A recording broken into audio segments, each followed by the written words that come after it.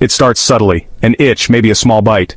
In the poorest corners of the world, these are commonplace, easily ignored. But this is no ordinary pest. This is Tunga penetrans, the jigger flea, a parasite with a gruesome appetite for human flesh. Once inside, the female jigger burrows, her body swelling to the size of a pea, filled with eggs. The pain is excruciating, the impact devastating.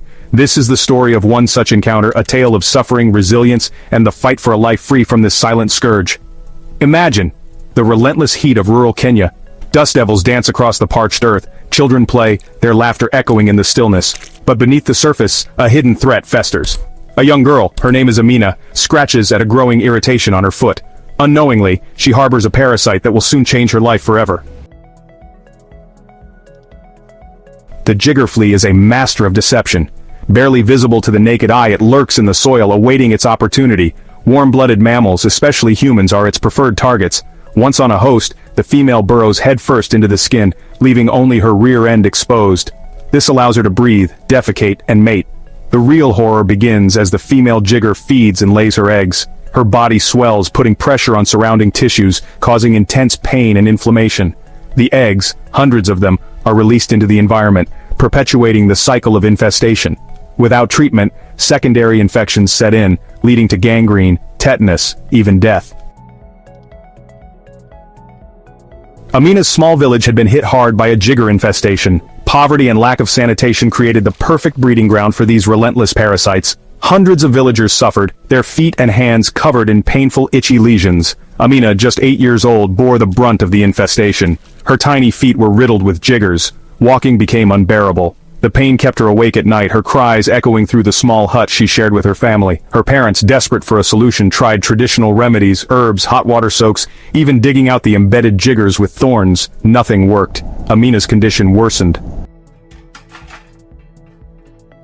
Section 4. Agony and Relief. The difficult extraction of a jigger colony.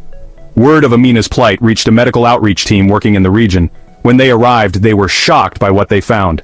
Amina's feet were grotesquely swollen, the skin stretched thin, revealing the outlines of countless jiggers embedded within.